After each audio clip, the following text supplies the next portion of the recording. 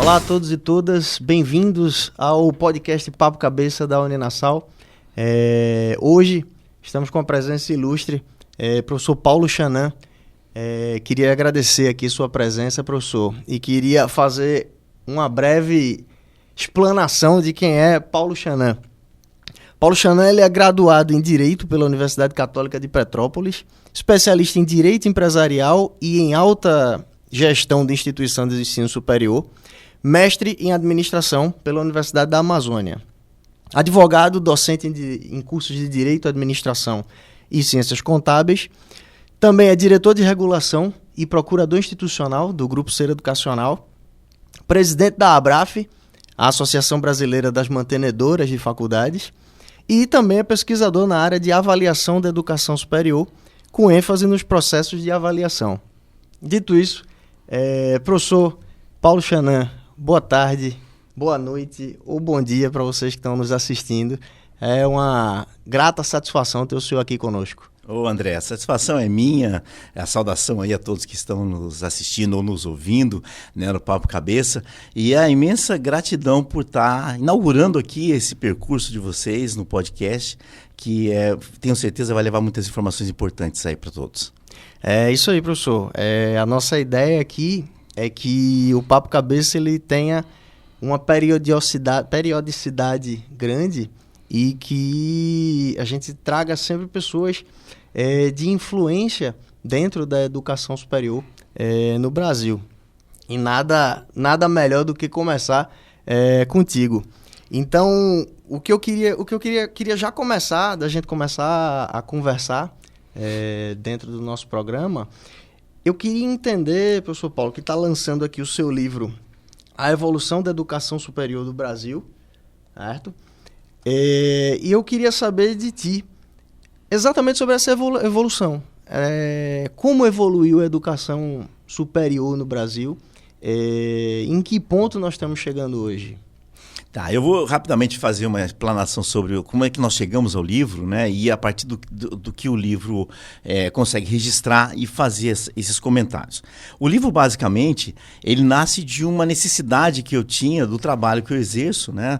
Porque tudo que se fala em regulação no Brasil, da educação superior, ela se movimenta baseado em dados estatísticos, né? O Brasil ele vai regulamentando, né? Vai trazendo novas normas para o processo na medida em que a gente vê um movimento ou social ou mesmo mercadológico da educação superior.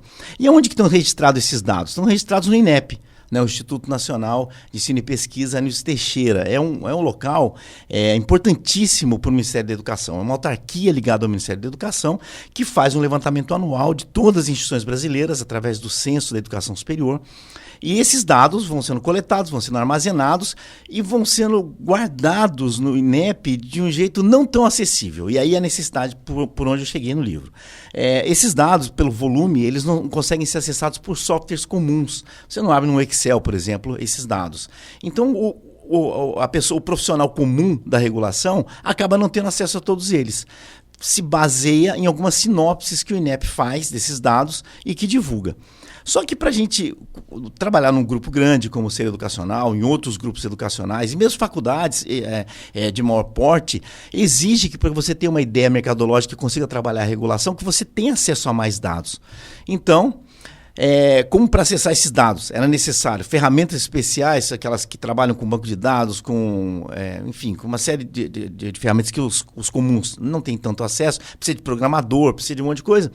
Eu pensei, vou acessar os dados e vou transformar isso num estudo acessível a todas as pessoas, né? E depois, com calma, a gente vai avançando, porque, lógico, você imagina que o INEP, desde a década de 80, registra dados da educação superior. Eu fiz um recorte na primeira edição do livro dos últimos 10 anos. Posso avançar na próxima edição. A editora Pearson, né, que é a editora desse livro, já me contratou para a segunda edição e a gente vai seguir com isso, porque isso tem dado em modificação de análise todo ano. Então, o livro nasce de uma necessidade. E é a partir dessa necessidade, então, que eu passei a ver. Eu vou pegar alguns pilares, pensei, né?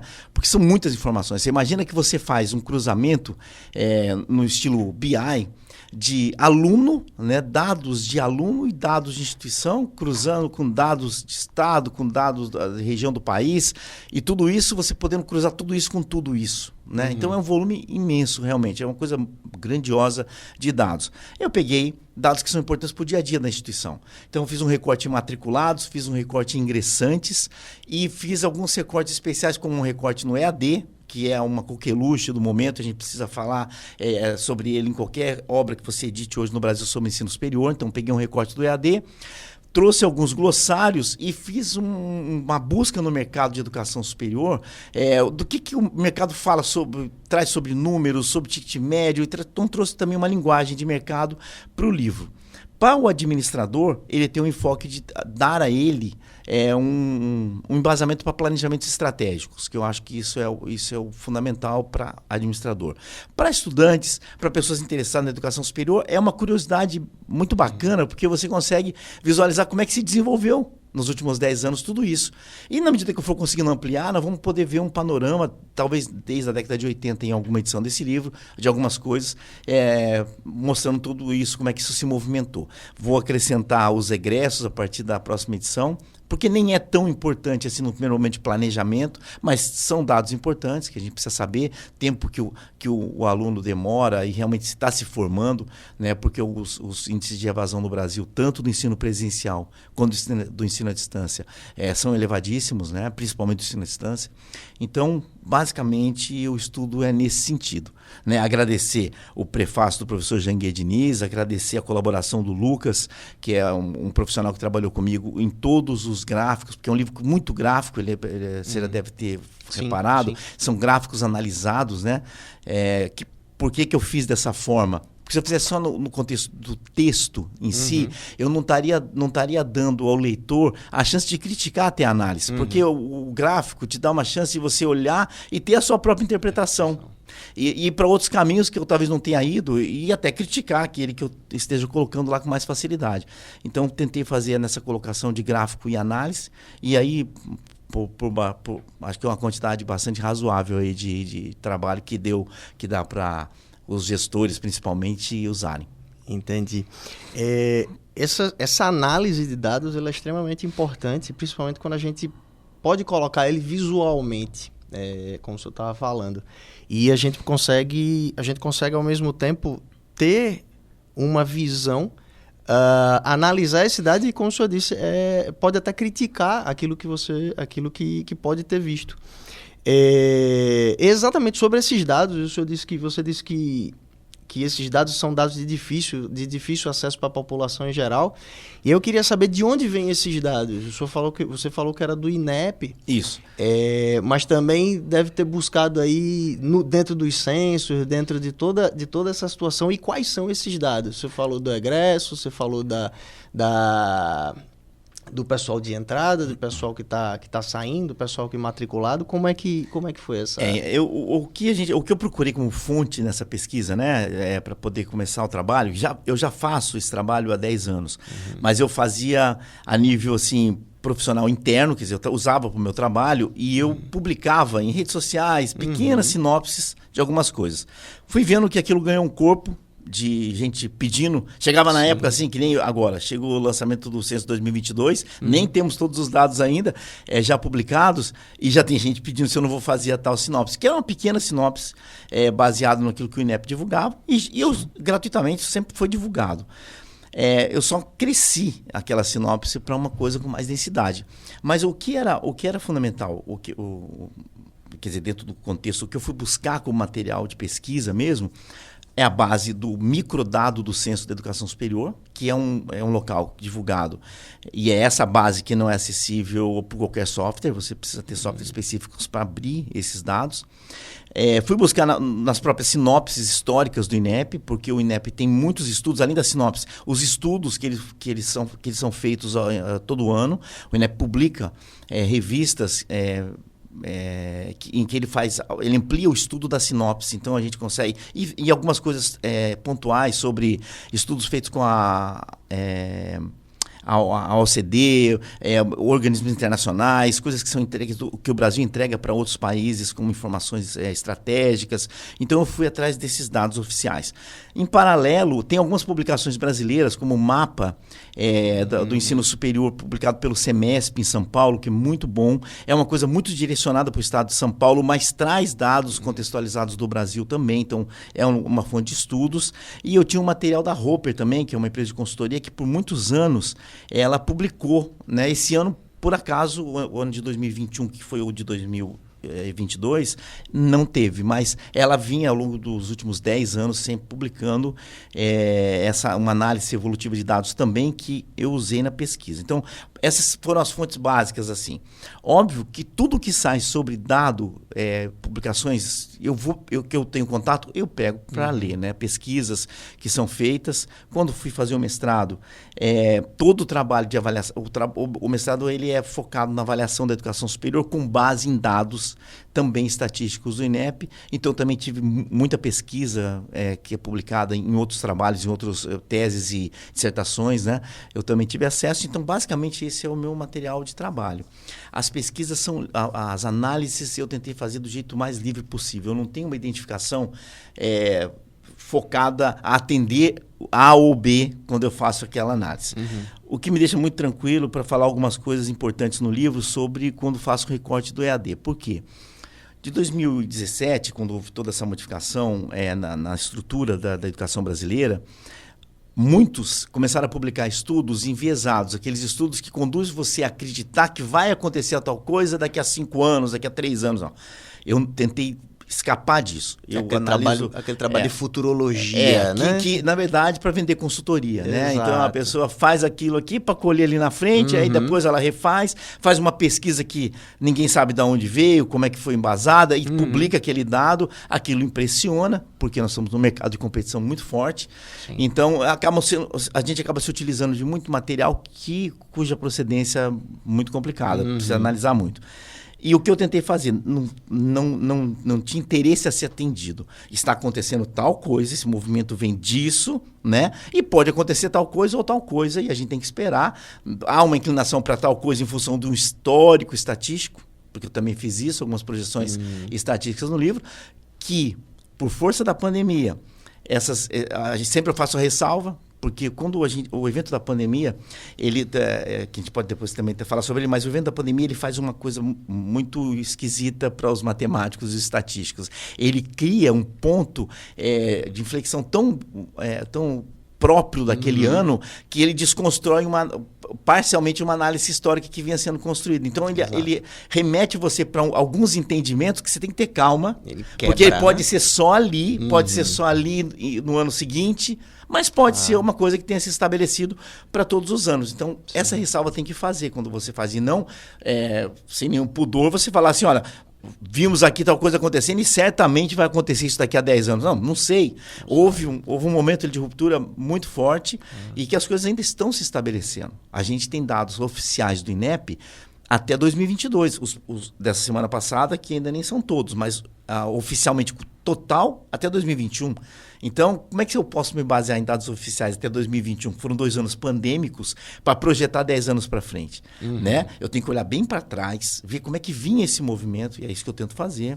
E a partir dali, falar que houve uma mudança de rota que pode ou não ser para frente mantida e apontar os caminhos, e aí cada um que faz a sua análise, aí acredita no A ou no B ou no C, e a gente vai, ao longo dos próximos estudos, amadurecendo isso, né? A pandemia é interessante porque você acaba chegando a algumas conclusões que, algumas se concretizam, outras não. E daí para frente, você consegue... É tudo muito recente para você chegar a grandes conclusões. Mas, ao mesmo tempo, é algo que você não pode negar. Isso, mas você sabe o que é mais importante nessa história da pandemia? Não tem a ver com o ensino superior diretamente, né? A pior coisa que houve com a pandemia é que o buraco econômico em que o país e o mundo se meteu por conta de paralisação, tudo isso que aconteceu, empobreceu a população. O empobrecimento da população associado a muitos fatores que são econômicos e sociais, que não necessariamente educacionais, no país já existiam, como falta de financiamento público adequado, era uma quantidade muito pouca de financiamento. Então, a falta do financiamento, as condições de oferta que foram se modificando. Então, havia instituições que ofertavam ensino presencial numa maior quantidade do que ensino à distância. De repente, essa mesma instituição parou de ofertar ensino presencial e não dava chance daquelas pessoas terem um outro acesso a não ser pelo ensino à distância. É a modificação dos tickets médios que vai atraindo a pessoa por necessidade, não por opção. Então, o fator econômico que a pandemia trouxe, esse é decisivo para algumas coisas que a gente vê refletido em números da educação superior, mas o fator econômico na frente. Na medida em que a gente vai percebendo que se reaquecem empregos, que a economia de alguma forma vai voltando a funcionar, e isso não é em um ano, isso a gente vê que os governos vão projetando isso para 5, 10 anos. Então, na medida que isso tudo vai voltando a uma normalidade, que já era uma normalidade de precariedade, porque a gente está num país que ele é pobre por história, né? Ele não é desse momento, né? A gente lida e precisa atender populações mais carentes porque é a grande massa da população brasileira. Então, na medida em que economicamente as coisas se modificam, claramente isso tem um ataque ali no ensino superior e nos dados. Tanto que tem um momento do livro que tem um gráfico que eu faço um cruzamento entre taxa de inflação e taxa de desemprego.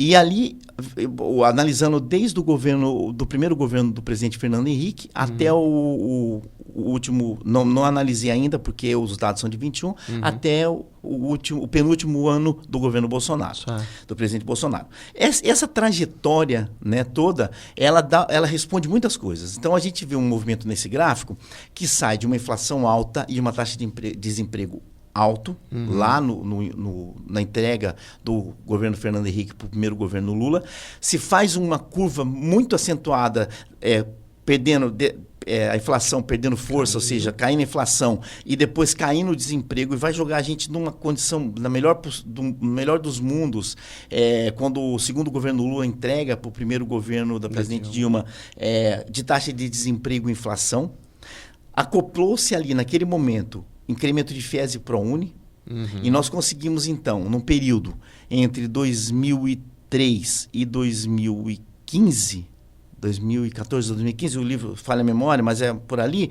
83% de crescimento de matriculados na educação superior. Não conseguimos isso em nenhum momento da história brasileira. Depois disso, muito menos, né? Porque daí vemos governos que perderam a mão em relação a isso, né? O próprio segundo governo da presidente Dilma, depois o presidente Michel Temer, que até a gente percebe que há uma tentativa de derrubar a inflação, mas aí já entra num período que me pareceu assim, que era de recessão, né, pelos os dados que a gente vai vendo. Depois o governo Bolsonaro leva a gente para um local que não vivíamos há 20 anos, pelo gráfico dá para ver bem isso, que é de alta inflação e alto desemprego, mas assim num volume imenso. Depois, no último ano, ele vai retornar para uma condição melhor de desemprego e inflação. E aí estamos aguardando o que vai acontecer para ali. Por que eu estou falando desse gráfico? Porque tudo que a gente vê no movimento de matriculados da educação superior segue esse gráfico. Ele se intensifica conforme essas condições de oferta e incremento de financiamento público existe. E ele arrefece quando você tem aumento de inflação, aumento de desemprego e falta de financiamento. Aí você vai dizer assim, mas todos os anos nós tivemos número de matriculados maior do que o ano anterior. Né? Nós temos sempre crescente, a curva é crescente, sim. Mas a pergunta é, como é que isso aconteceu a partir de 2017? Ele passa a acontecer, essa manutenção do crescimento, com o crescimento do ensino à distância, que vai buscar no mercado não mais o ingressante só que vinha do ensino médio. Ele vai buscar um ingressante que está fora do ensino médio há muitos anos. Isso. Com o quê? Com uma possibilidade de pagamento. Então, aquela pessoa que se estabeleceu, que em algum momento sai do ensino médio e vai para o ensino superior, não vai ao ensino superior, vai para o mercado de trabalho, estabelece família, tem filhos, muda a vida, né?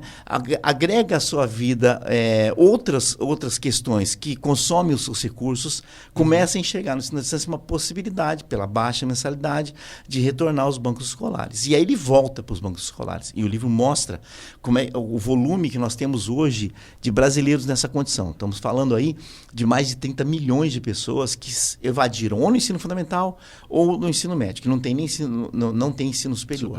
Temos uma outra gama de pessoas que querem fazer uma segunda graduação, que também não estaria vindo pelo funil principal, que é o do ensino médio, formação do ensino médio já direto para o ensino superior. E aí se mantém a mesma taxa de crescimento que a gente vinha apresentando percebendo nos últimos anos, mas com uma modelagem diferente. E aí vai ficar uma dica, vou até olhar para aquela câmera, e vai ficar uma dica que está no livro e que os mantenedores devem prestar atenção. Quando a gente faz um movimento como esse, buscando de uma bolha que foi alimentada ao longo de décadas no país, de gente que saiu do ensino médio, do ensino fundamental e não foi ao ensino superior, eu crio um perfil de ingressante para a minha instituição totalmente diferente daquilo para o qual a minha instituição está preparada. A instituição brasileira está preparada para alunos entre 18 e 24 anos. As suas instalações, as pessoas que atendem, conversam e têm essa cara. Né? No momento que eu começo a receber gente que está numa idade entre 29 e 39 anos, como média, eu tenho que remodelar essa forma de conversar com essas pessoas, sob pena de assistir o que a gente está assistindo. Um ensino à distância que nunca registrou um volume de evasão tão alto como registrou no último ano. Quase 60% das pessoas que entraram evadiram. Se eu quero colocar 100 para ficar com 40, então por que eu tenho que fazer um esforço de colocar 100? Né? É melhor que eu faça um esforço para colocar 40 bem, mas as nossas instituições gastam e fazem um esforço para colocar o maior número de ingressantes possível. Precisa fazer o mesmo trabalho para colocar, para manter esses mesmos alunos nos bancos escolares por toda a graduação. E para fazer isso precisa remodelar seus espaços e a forma de comunicação que tem com esses alunos. Não adianta colocar um aluno da minha idade, por exemplo, que está fora do ensino médio, por exemplo, mais de 20 anos, porque mais ou menos seria isso, eu terminei o ensino médio há mais de 20 anos, e se eu não tivesse vindo ao ensino superior em nenhum momento, e me colocar num ambiente virtual de aprendizagem e não me dar nenhum tipo de apoio. Eu vou entrar hoje, eu vou reclamar, ninguém vai me ouvir, e daqui a um mês eu estou fora. Eu não vou ficar gastando, mesmo que seja pouco, gastando pouco para poder não compreender. Então precisa ter ferramentas, tem que ter novas ideias, você está atendendo um outro público completamente diferente e que não vai voltar ao anterior. E vou dizer por quê. Também está no livro. A pirâmide etária brasileira é de envelhecimento. Então, a cada ano, a gente evolui para cada vez mais velha a população. Então, a tendência disso estar como está e piorar no sentido etário para quem está recebendo e melhorar para aqueles que sabem que essa talvez seja a melhor idade para você fazer educação superior, porque você escolhe com muito mais assertividade e a necessidade da vida até te coloca de uma maneira diferente nos bancos escolares, né? É difícil um aluno, eu não percebo um aluno com mais idade assim desmotivado na sala de aula, como eu percebo muitas vezes um de pouca idade. Então, nessa ideia geral, gente, tem que tomar muito cuidado com o formato que a gente oferta. E é aí que o Brasil peca hoje. Voltando um pouquinho, Paulo, eu queria voltar um pouquinho no tempo, na verdade.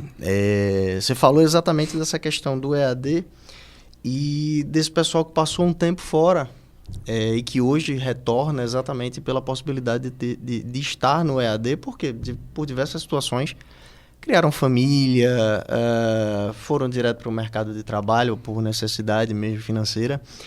E aí eu volto um pouco no tempo para exatamente a geração, que talvez seja a minha geração, que é ali década de 80, 90, onde a gente tinha o ensino superior bem mais restritivo, onde a gente ia ter muita a questão das instituições de ensino superior públicas, pouquíssimas voltadas, pouquíssimas privadas. E aí eu queria que você fizesse uma pequena análise exatamente desse surgimento do ensino superior privado, na verdade não do surgimento, mas do fortalecimento e desse crescimento das instituições de ensino superior privadas. que acabou trazendo exatamente esse acesso para muitas pessoas que não tinham a possibilidade, por exemplo, de estudar para uma federal, de poder passar numa confessional também, que é um outro tipo de instituição que a gente tem. Então, como é que você analisa, como é que você observa essa gestação, nascimento e crescimento do ensino superior privado? O nosso ponto de corte nesse sentido é a Constituição de 88, né? A Constituição que traz a possibilidade da livre iniciativa na educação superior. Até ali, você não tinha isso liberado, vamos colocar assim, da forma como é hoje, né? Então, você tinha muito mais restrição. Existiam instituições privadas? Existiam, quase que na totalidade confessionais ou de sem fins lucrativos, e uma massa de instituições públicas, né?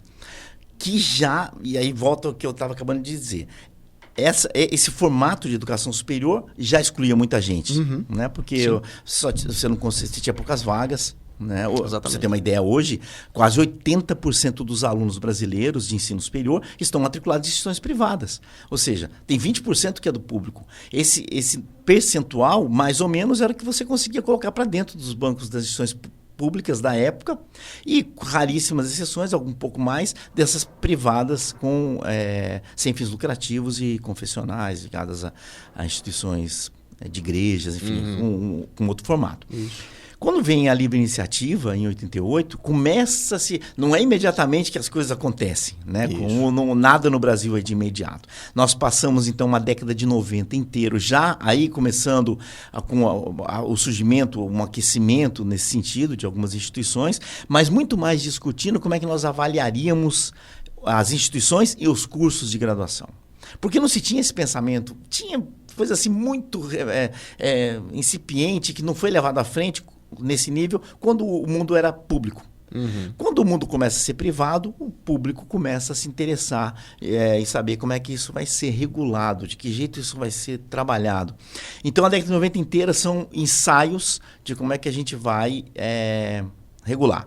E os ensaios todos aplicados em instituições públicas, o que era pior, né? Porque a modelagem ia ser diferente. Quando vai chegando no final dos anos 90, e se não me engano ali já era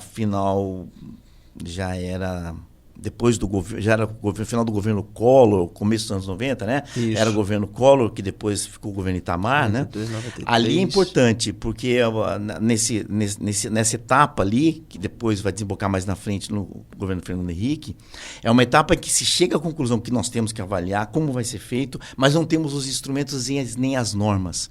E começa então um movimento para se criar o que veio a ser no início dos anos 2000, o Sistema Nacional de Avaliação da Educação Superior.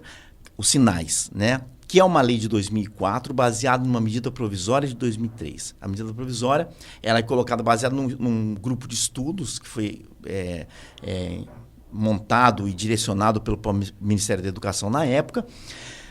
A partir dali, quando a gente tem já o final dos anos 90, começo dos anos 2000, já tem o ensaio dos SINAIS, a coisa começa a explodir, né, de uma maneira grandiosa. Então, a própria Uninassal de Recife, ela nasce ali logo nesse momento, 2003, 2003 né? 2004, ela nasce ali, ela tem a largada ali, como outras tantas no Brasil tiveram, né, no início dos anos 2000. E ali com o ensino presencial e o ensino à distância da mesma forma começa também a navegar por ali. Isso se intensifica muito entre os anos 2000 e 2010, essa explosão de instituições privadas. E nunca mais parou. Né? Costumo dizer, inclusive, que tem o fenômeno do Gremlins na educação superior. O livro, logo nas primeiras páginas, eu trago um gráfico que eu mostro assim, instituições que foram credenciadas no ano e instituições que foram extintas no ano. Tem um momento histórico, na época da pandemia, que teve mais extinções do que credenciamentos. Isso. Mas um ano depois, a gente já está com o mesmo nível de novo de instituições mantidas, as que estão em atividade. Então, morre uma, nasce duas, e assim vai. A gente vai vendo esse movimento de mais nascendo do que morrendo. Né? O que é muito bom, porque quanto mais oferta você tem, mais gente você atinge. E aí eu acho que hoje... A maior discussão que a gente tem hoje é a gente modernizar a regulação a, de fato, conseguir um padrão de qualidade seja no ensino à distância, seja no ensino presencial, que forme profissionais adequados ao mercado, que não está acontecendo isso. Né? O que a gente tem percebido é uma formação que coloca muitos desempregados no mercado de trabalho. Porque o mercado tem uma expectativa, a formação está levando para o outro lado, a falta de qualidade está levando para um terceiro lado, que aí é excluir o aluno do mercado, e essa preocupação, que eu acho que o ministro inclusive colocou na divulgação agora dos últimos dados do censo, essa é uma preocupação que ele tem que ter, e de fato tem que ter, porque formar o aluno desalinhado ao mercado, ele vai precisar fazer uma pós-graduação, ele vai precisar fazer um alinhamento e ele vai conseguir acessar o mercado. Formar um aluno inadequado ao mercado ou sem as condições de trabalho, que é o que a gente tem visto em muitos cursos, especialmente no ensino à distância, isso exclui o aluno do mercado de trabalho. Ele teria que voltar e fazer outro para poder se adequar. Então a preocupação é grande, principalmente quando a gente pensa que quase 80% da formação docente do país está no ensino à distância. Que me pareceu assim, eu estava na divulgação, estava lá no MEC na hora da divulgação, me pareceu que foi o que mais espantou o ministro, quando ele viu que quase 80% da formação docente, que são os licenciados e tudo, eles estão só no ensino à distância. E estar só no ensino à distância não há problema. A modalidade é tão boa quanto o ensino presencial. O problema brasileiro, volto a dizer, é a oferta. A oferta do ensino à distância, pelas inúmeras denúncias que a gente tem recebido lá na BRAF e que no Ministério da Educação tem acontecido, é que me parece que deve ser o foco de preocupação. Porque as denúncias dão conta de que não está acontecendo a formação adequada. Não é que o curso não está sendo dado, não está sendo dado adequadamente, com as premissas necessárias de ter ambientes para práticas, para atividades práticas presenciais, ambientes para estágios, supervisão nesses estágios, o cuidado necessário de inserção desse aluno na medida que ele vai para o mercado. É impossível você imaginar um professor que passe por toda a sua graduação, e tem acontecido muito, sem nunca, em nenhum momento, ter pisado numa escola.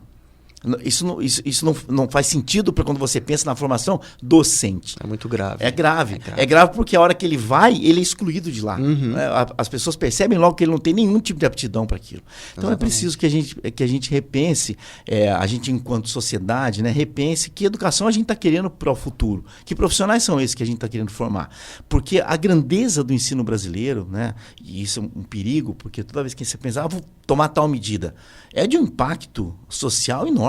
Nós estamos falando de 9 milhões de pessoas que estão matriculadas no ensino superior. Sim. Então, esses movimentos têm que ser feitos com muita cautela, mas com esse objetivo de melhorar a formação. Seja no ensino presencial, seja no ensino à distância, e sempre entendendo, porque nós tivemos um grupo de trabalho do MEC, a questão de uns 60 dias, 90 dias, por aí, participamos intensamente numa discussão sobre oferta de alguns cursos na modalidade à distância. E as associações de classe, elas defendem que não pode ter aquele curso como ensino à distância. Nós não defendemos nunca isso.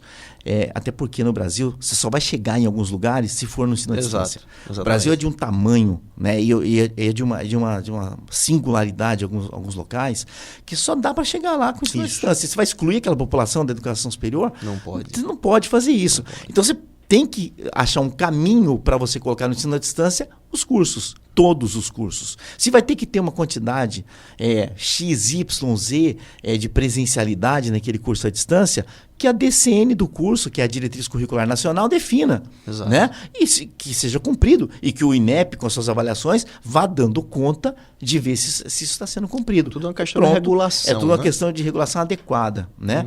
Porque pesar a mão demais vai fazer com que a modalidade à distância pague. Ela não tem que pagar por isso. A modalidade à distância é tão boa quanto a modalidade presencial.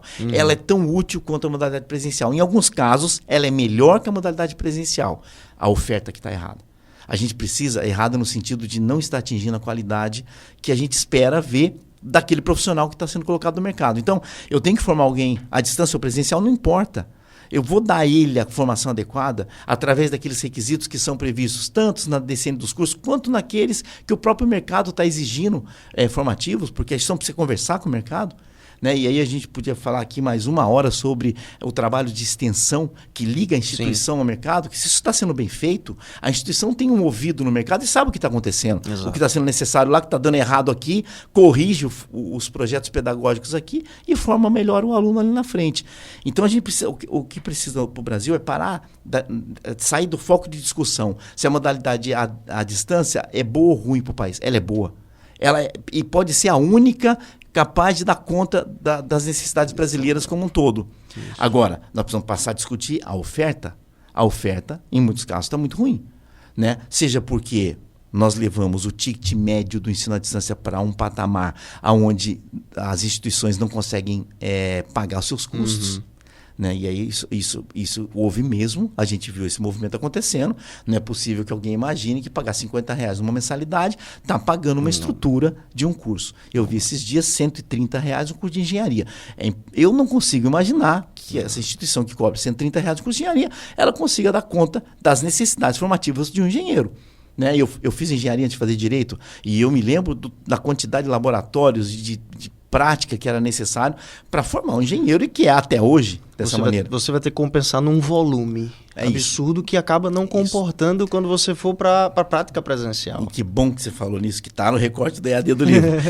Aconteceu no Brasil também o que os especialistas chamam de diluição de alunos, que foi exatamente isso. Houve uma expectativa, bom, eu cobro 100, mas em vez de eu ter 100 alunos, eu tenho 1.000. Pronto, vou ganhar. Já que eu tenho um ambiente de vitória e aprendizagem, que tanto faz se acessa 100 ou se acessa 1.000, já que eu posso usar tutores, né, fazendo uma barreira para os professores, uma barreira no bom sentido, de dar conta, Sim. pessoas que recebem salários muitas vezes menores do que os salários docentes, naqueles locais onde é possível tratar docente e tutor diferenciadamente, porque tem alguns lugares que não dá para fazer isso, porque o sindicato já conseguiu decisões judiciais nesse sentido, né, de equiparação, mas... de qualquer forma, se eu tenho volume, eu tenho uma chance maior. Só que o que aconteceu? Todo mundo se aventurou no ensino à distância. Então houve um crescimento tão assustador de oferta, que no livro está registrado, nós tivemos uma oferta crescendo em 300 e tantos %, contra um aumento de ingressantes na ordem de 100%. Esse 100% de crescimento se espalhou pelos 300% de oferta. Então eu não consegui ter esse volume. Só que eu já tinha baixado a mensalidade para ter esse volume. E essa conta... E aí, foi a hora que isso foi observado pelos gestores, veio a pandemia. A pandemia agravou muito esse conceito, porque não havia ensino presencial no primeiro ano da pandemia. Tanto que a gente só tinha ensino à distância, não tinha um outro ensino a ser feito.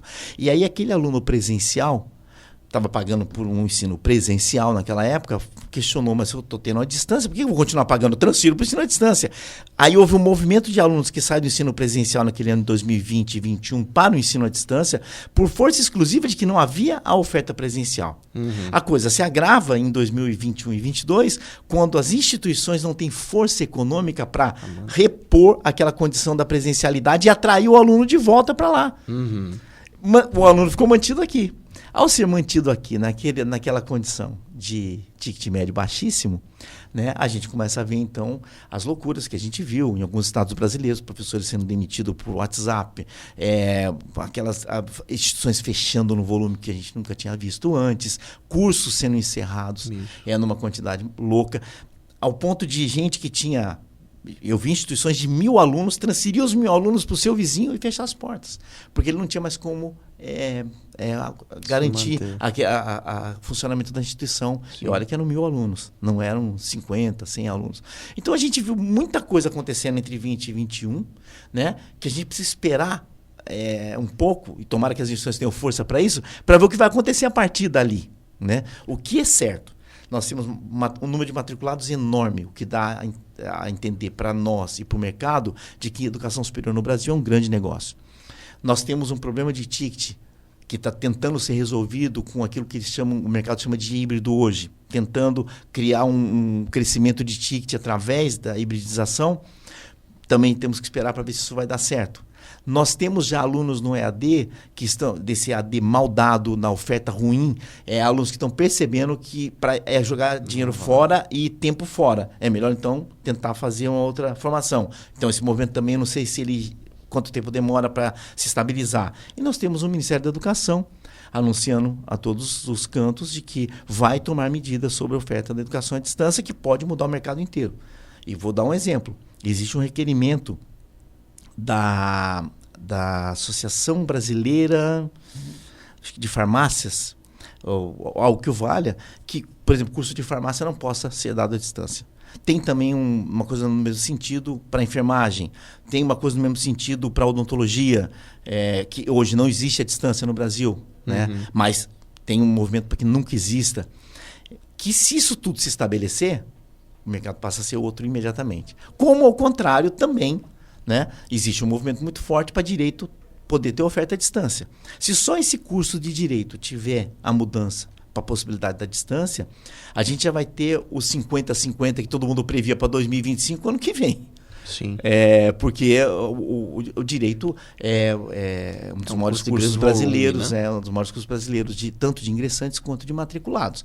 Ele está sempre entre os 3 maiores, com administração e pedagogia.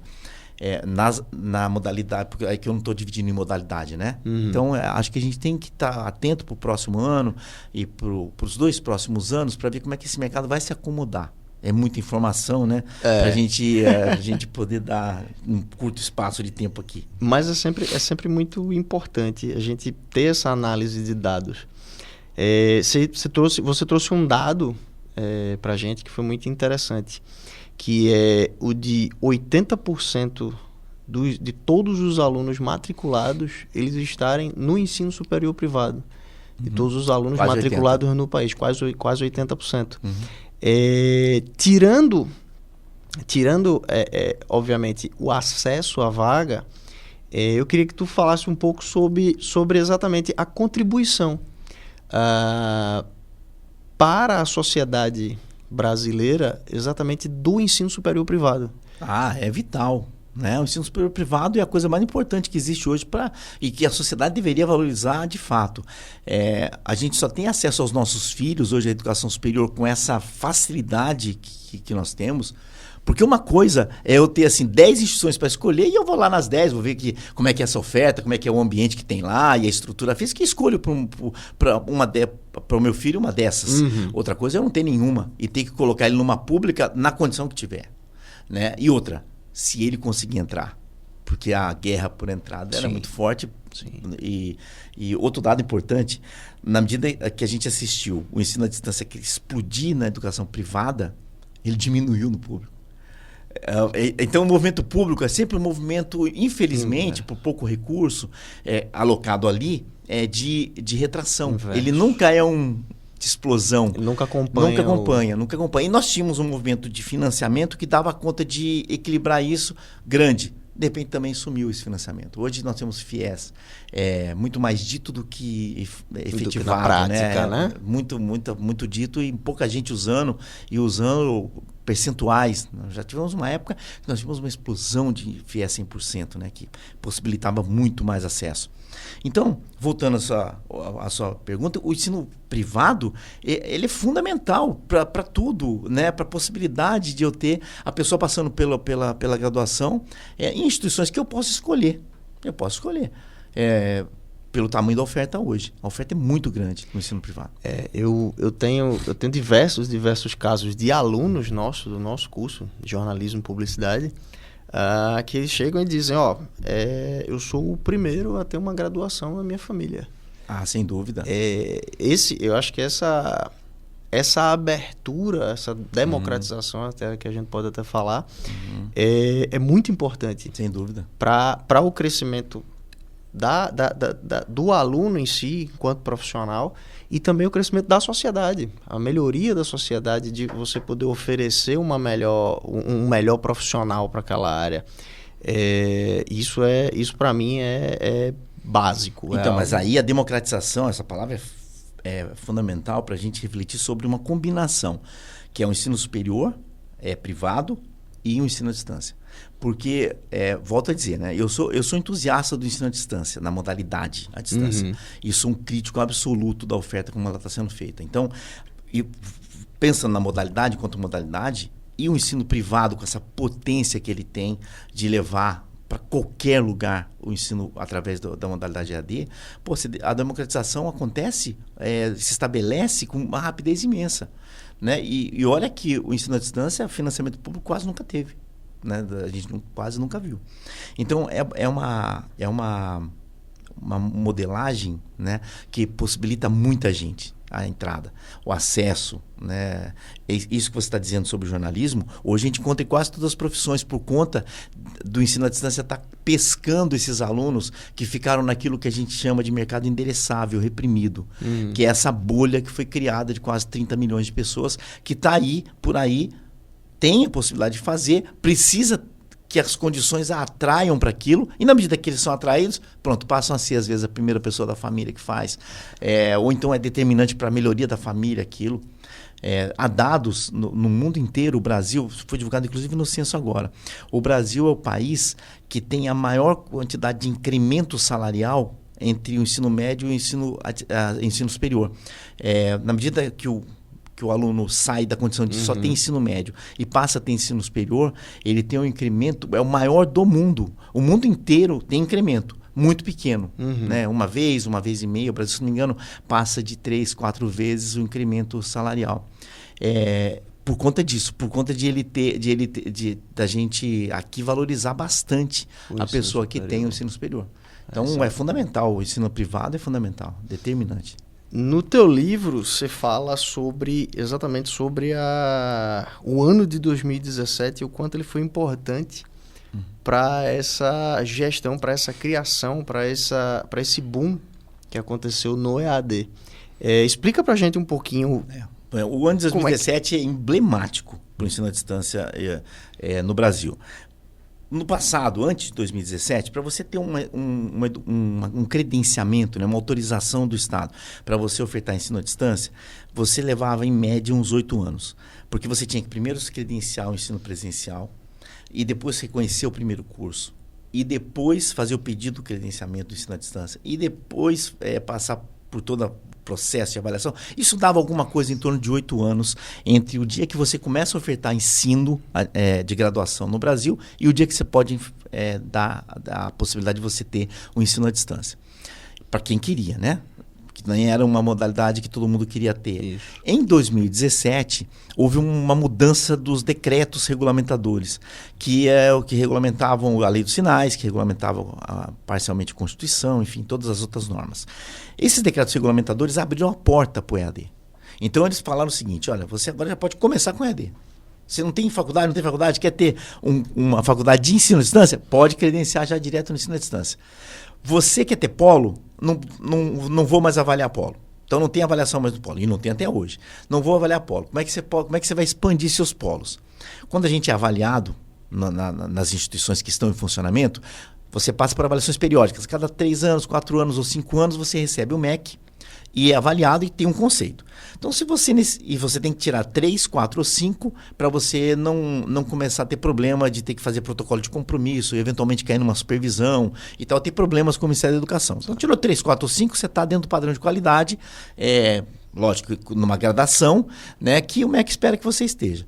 Se você tirou 3, você pode ter 50 polos por ano, você escolhe aí, faz aí, coloca os 50 polos que você quer ter. Tirou 4, 150 por ano. Tirou 5, 250. Então, aquilo que no passado eu tinha que avaliar, primeiro polo por polo, depois por amostragem, eu passo a tirar a avaliação, permito que a instituição cresça por conta dela e nesse volume. Isso fez uma mudança de oferta enorme, né? Até quem não queria ofertar à distância começou a ofertar. E aí todo mundo tinha todo esse contexto de se divulgar que agora o Brasil vai ser o Brasil do ensino à distância. Em 2, 3 anos nós vamos ter metade dos alunos matriculados na educação à distância. Então todo mundo foi para isso. Muita gente foi para isso. Houve esse boom de crescimento. Então 2017 passa a ser essa quebra do modelo. O modelo é um modelo totalmente diferente a partir de 17, que se complica em 20. Porque ele ainda estava... a gente estava tentando entender, bom, vai até onde esse crescimento? Né? Nós vamos realmente ter 50-50 até em 2020 ou 2021? Quando é que isso vai acontecer? Aí vem 20, que comove os alunos até do presencial a terem que fazer na modalidade à distância, e muitos se transferem para a modalidade à distância. E aí a gente percebe uma loucura, né, de crescimento, como essa última. Nós tivemos nesse censo de 2022 mais de 3 milhões de alunos ingressantes no privado na educação à distância, contra 1.600.000 no ensino presencial. Então é uma mudança, né, enorme, uma mudança totalmente de paradigma, de normas e tal, o ano de 2017. Quando o ministro começa a falar que ele vai mudar essa regulação, então nós podemos estar diante de novo de um momento de ruptura como foi 2017 agora. Temos que aguardar. Está prometido para os próximos 60 dias alguma coisa, e a gente está aguardando para a gente poder ver se isso vai acontecer. E aí vem a pandemia. Em 2020 você tem ali toda uma situação presencial que de repente precisa se tornar EAD de alguma forma. Como que você analisa no teu livro exatamente esse tempo pós-pandemia? Eu vi que você tem dados, você está com os dados até 2021 e ainda vai fazer uma atualização para 2022. Mas como vem isso de 2020 para cá? Então, primeiro que a pandemia comprovou o que eu disse aqui. A modalidade EAD é imprescindível para o país. Se não fosse não existisse no Brasil a modalidade de ensino à distância estabelecida com alguns formatos, né? Porque você pensa assim, não é só colocar o aluno dentro de uma sala da casa dele diante de um computador, né? Você tem que dar uma estrutura de estudo para ele. E aí a gente já tinha esse estabelecimento pela modelagem à distância. A estrutura da cidade, das capitais é uma, a estrutura totalmente do diferente. Sertão, por exemplo, é outra. E vamos tirar um pouco do foco aqui da fala, as dificuldades que nós tivemos com acesso, mas vamos pensar na modalidade como modalidade. Ela salvou o país a nível de educação superior naquele momento. Porque se aquilo não tivesse, a gente não tinha alternativa a não separar tudo. Exato. E ninguém estudar.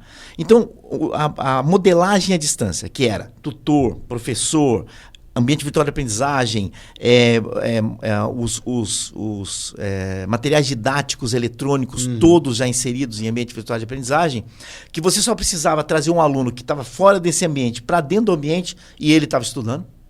Foi o que possibilitou algumas instituições, como o Ser Educacional, as instituições do Ser Educacional, não precisaram de uma semana. Isso. Elas inseriram todos os alunos do ensino presencial dentro da modalidade à distância. Isso. E todos os professores do ensino, que eram só professores do ensino presencial, na modalidade à distância. Isso. Capacitados e funcionando, e lógico que os problemas que foram acontecendo foram sendo resolvidos, mas o aluno não perdeu o seu período de formação.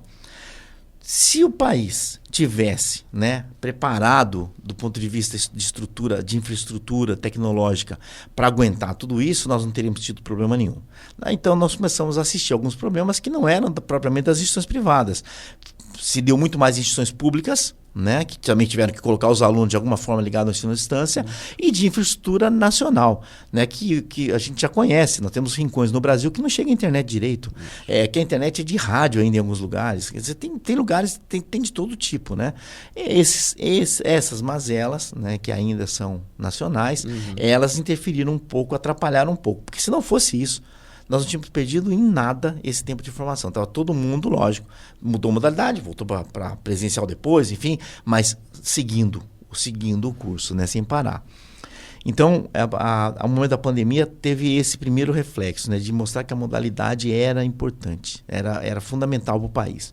O segundo, a modalidade ela trouxe essa questão de incerteza sobre o que vai acontecer nos anos seguintes a ela. As pessoas gostaram desse processo de serem trazidos do presencial para o EAD? A gente tem que esperar, porque os primeiros números são esses de 2022, que ainda dão conta de muitos ingressantes à distância, né? Mas a evasão continua muito alta do ensino à distância. Então, por que tem tanta evasão? Né? Se o problema era econômico e ele foi resolvido pela mensalidade baixa, por que sai tanta gente? Por que a gente não consegue manter esse aluno lá? Né? É porque ele não entende, é porque ele não se adapta à modalidade. A gente precisa mapear isso e está sempre mapeando isso para poder manter esse aluno inserido. Então, a segunda coisa que esse ano de 2020 trouxe foi que a gente precisa, a certeza de que a gente precisa aguardar alguns anos para ver se estabiliza. Né? Vai para cá, vai ficar no ensino à distância mesmo, vai voltar para o ensino presencial, não vai? O que vai acontecer a partir dos 2, 3 anos posteriores? E basicamente, aí a parte ruim, né, é que as ofertas ruins, as péssimas ofertas, nascem ali em 2020 e se agravam nos anos seguintes. Então a gente tem um movimento entre 17 e 20, praticamente sem, por exemplo, saúde e engenharia sendo ofertado. E de 20 entre 17 e 18. Certo. Entre 18 e 20, um pequeno aumento. Entre 20 e 21, uma explosão de oferta de saúde e engenharia. E por que eu estou destacando a saúde e engenharia? Porque o livro também mostra. Quando se faz um comparativo entre os resultados de ENAD, de saúde e engenharia, da modalidade presencial com a modalidade à distância, não há nenhum curso que já foi divulgado em ENAD, claro, que o ensino à distância tem melhor ENAD do que o ensino presencial. E graves, tem algumas diferenças graves, que troca, por exemplo, ENAD 3 por ENAD 2, quase 1. Né? Todos trocam de 3 para 2, a média dos cursos, né, na modalidade presencial e na modalidade à distância, troca de 3 para 2, em alguns casos, como enfermagem, quase de 3 para 1. Né? Por 0,04, se não me engano, ele não é 1, ENAD 1. Isso é muito grave. Isso é muito grave. Nós estamos falando de profissões que têm uma interferência social assustadora, né? Absurda. É o dia a dia dos hospitais, é o dia a dia da construção civil, é o dia a dia é o nosso bem-estar que está envolvido nesse tipo de situação. Então precisa realmente ter alguém precisa parar, refletir sobre isso, entender que a modalidade é importante, mas que a oferta é mais importante, né? A oferta de qualidade é mais importante, porque tudo isso aqui é para formar pessoas. Se eu não estou conseguindo esse objetivo formativo, não tem sentido o ensino superior. Ele só faz sentido, não é o diploma que faz sentido. O que faz sentido é eu ter alguém capaz de exercer aquela profissão ao final da educação superior. Se eu não conseguir esse objetivo, passa a não fazer sentido a educação superior. Então, acho que é isso que a gente precisa ao longo do tempo, amadurecer e rapidamente, alguma providência eu acho que deve ser tomada para melhorar a oferta, que é isso. Entendi. Os dados, você falou que os dados de 2022, do censo de 2022, eles acabaram de ser lançados. E aí já sei, você já me contou também que vai fazer uma atualização do livro. O que é que você pode trazer de interessante, de dados interessantes sobre o ensino superior no Brasil? A manutenção do crescimento do ensino à distância, isso houve. A gente esperava o que iria acontecer já com uma expectativa grande para 2022, porque já é um ano fora dos anos pandêmicos. Então, o que acontece em 2022 pode estar sinalizando realmente o que vai acontecer para frente. Uma massa de licenciados, principalmente na formação docente, inteiro quase no ensino à distância. Isso é uma coisa, a olhos vistos assim, são mais de 80% da formação docente está no ensino à distância, o que agrava a necessidade de você controlar a oferta. Os primeiros dados dão conta de uma manutenção de crescimento dos matriculados. Nós chegamos a 9 milhões de estudantes na educação superior, que é um número recorde e é para ser comemorado. Acho que a gente tem que comemorar de fato isso. Basicamente, assim, as primeiras impressões são essas, sabe? A gente vai passar, o recorte do EAD, ele precisa de muito mais dado do que esse que a sinopse traz. Por isso que eu disse que a gente precisava. Eles estão divulgando os microdados ainda. Com o microdado, aí a gente começa a avançar um pouco mais para poder aumentar o recorte. Mas, assim, os dados iniciais são esses, né? Que a gente... sim, uma coisa importante. O ensino presencial, os ingressantes, eles vinham caindo desde 2018, vinha numa descendência, vamos colocar assim, né? E em 2022... há uma pequena modificação. É uma coisa tímida ainda, pelo gráfico, você vai ver que o gráfico faz um pouquinho assim, né? Ele começa a tomar um rumo positivo. Pode sinalizar que o crescimento do ensino à distância esteja impactando um pouquinho menos no crescimento do ensino presencial. As pessoas voltam a escolher um pouco o ensino presencial também, que já não vinha acontecendo desde 18. Bacana, bacana. Professor, Paulo, queria agradecer a ti pela presença aqui, por elucidar tantas questões relativas ao ensino superior brasileiro. Dizer para todos os nossos alunos e professores que o livro A Evolução da Educação Superior no Brasil está disponível para todos os alunos e professores do Grupo Ser Educacional, de todas as IEs do Grupo Ser Educacional. Basta acessar a biblioteca virtual e lá procurar pelo livro. Isso é importante. É importante que a gente entenda o que nós estamos vivendo, não só os professores, mas também os alunos. É perceptível, eu, enquanto coordenador de curso, esse pequeno dado que você falou, que dessa curva que voltou a crescer em 22, eu percebi isso. 23, acredito que ainda já tenha crescido ainda mais.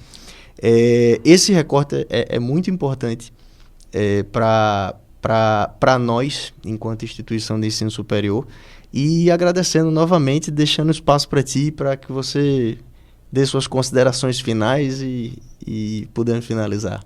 André, eu agradeço a Uninasal, ao Grupo C por essa oportunidade aqui, ao Papo Cabeça, que eu acho que vai ser uma coisa que vai emblemar, os alunos vão passar a ouvir e discutir sobre isso. São assuntos importantes, o livro realmente está à disposição, e eu sugiro, principalmente aqueles que têm interesse, com essa informação sobre educação, porque eu acho que ali tem muito dado inclusive demográfico, são dados importantes que eu acho que são legais de você saber e conhecer. Tá? E é disponível gratuitamente para todos os alunos, né? Então você pode acessar quantas vezes quiser. Mas, fundamentalmente, eu acho que a gente não pode, um espaço como esse, eu não posso perder essa chance de enaltecer o quanto que esse movimento da educação brasileira, né, é causa de positividade nas ações sociais do país. A gente é um país que sempre foi, por muitos anos, né, criticado por formação profissional inadequada. Hoje nós temos grandes profissionais em todas as áreas, né? Graças a essa formação que foi sempre capitaneada pelo ensino privado, já desde os anos 2010 para cá, né, 2000, mais ou menos isso, em grande volume, sempre acima de 50%, e hoje quase 80% dos alunos matriculados e egressos saem da educação superior privada. Então, enaltecer isso, dizer a vocês que se vocês que estão aqui com a gente, provavelmente são estudantes de uma de nossas instituições, né? Vocês estão num lugar de privilégio, um lugar que é capaz, se não de nada, transformar a sua vida e a vida de sua família naquele contexto social diferenciado, né? Para uma respeitabilidade diferente, para uma posição social diferente, né? Vai te colocar dentro disso. Então aproveitem esse momento, aproveitem para se informar. E eu espero que está disponível para outras oportunidades aqui. Agradeço imensamente, André. Com certeza. Teremos uma nova possibilidade de poder conversar. Agradecendo a todos pela participação aqui no nosso Papo Cabeça, o podcast da Uninasal. E a gente se vê por aí. Um abraço a todos.